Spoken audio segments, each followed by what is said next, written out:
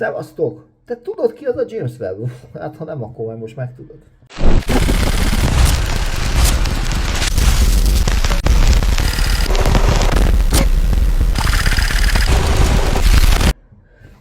Végre lencsevére tudtuk fogni, 6 óra időeltolódásnak köszönhetően, de összehoztuk a beszélgetést, úgyhogy fogadjátok szeretettel, jó pár kérdést földobtunk neki, adja is rá válaszokat, ismerjétek meg a világ 5. leghíresebb versenyevőjét, többszörös nyertes, most legutoljára a csirke szárnyevő bajnokságnak lett a győztese, 10 percen belül 224 darabot durmolt be, ami most új világrekord. Úgyhogy fogadjátok szeretettel, James Webb.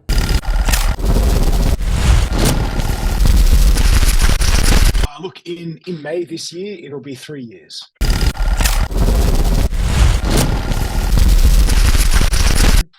A little bit of a joke. I went out for lunch with my wife, and the place that we went had a burger challenge, and I just did it for a joke, and it was actually Australia's biggest hamburger, and I didn't know.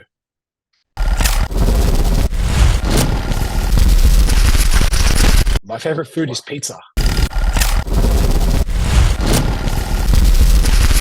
Yeah, well, look, when it comes to food challenges, obviously I love pizza challenges. But when it comes to contests, the Nathan's 4th of July hot dog contest, it's crazy. It's the biggest event I've ever been involved in. It's definitely my favorite.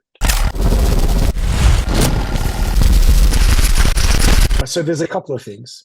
Obviously, you've got to be quite fit because eating very fast in a short amount of time, you get tired. So I spend a lot of time in the gym. I lift a lot of weights.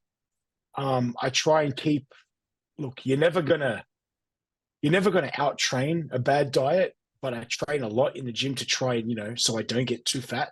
That's number one. Number two, you need stomach. You need the space in your stomach. You need the capacity. So I have to stretch my stomach. I spend a lot of time at the buffet doing food challenges, stretching my stomach. I try and drink a lot of diet soda after a meal to bloat me. That's number two. And number three, it's technique. For example, whether it's hot dogs or chicken wings, you've got to have a technique. Leading into a contest, you've got to practice, whether it's, separating the hot dog from the bun and dunking the bun while you eat the hot dog or ripping the chicken wing apart, things like that. You have to practice your technique a lot.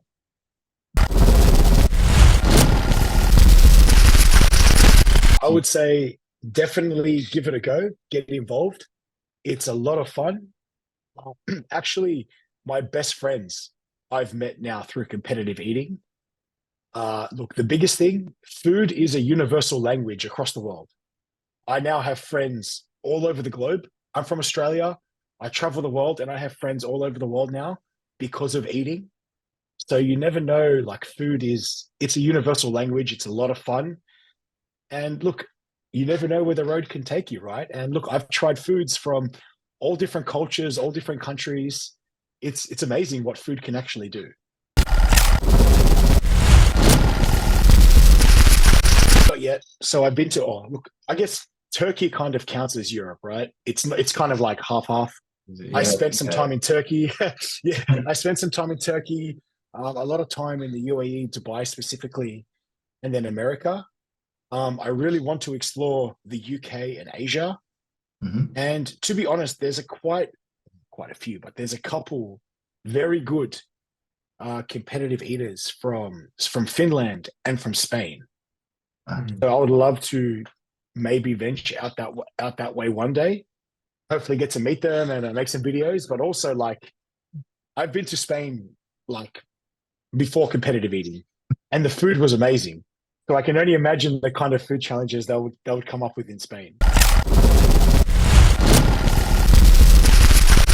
Okay, so with Major League Eating, the American Professional Eating League, there's a few things. Well, firstly, in every contest, there's only a limited amount of spots. So most contests have about 10 competitors or 12 competitors. Now, they obviously want the ranked eaters first. So the first round of invites will go to, say there's 10 competitors, 10 spots, they'll email the top 10 competitors and see how many have an interest. And then the second round of invites will go to, the lower ranked eaters. And then they always have a couple of spots in the contest for locals. So for example, this weekend coming, I'm doing a contest in Missouri. So out of 15 competitors, there's going to be like 2 local people that live in Missouri, just because, it's fun. Locals get involved. And there's always a couple of wild card spots. So actually, my first ever contest, I was a wild card spot. I was a guy from Australia. I've done a couple of contests in Australia. I make some social media videos. They said, okay, we have a wild card spot available in this certain contest. If you want to accept it, you can go, So it's like a tiered system, but the higher you are, the higher ranked you are, the more chance you've got of being accepted into a contest in America.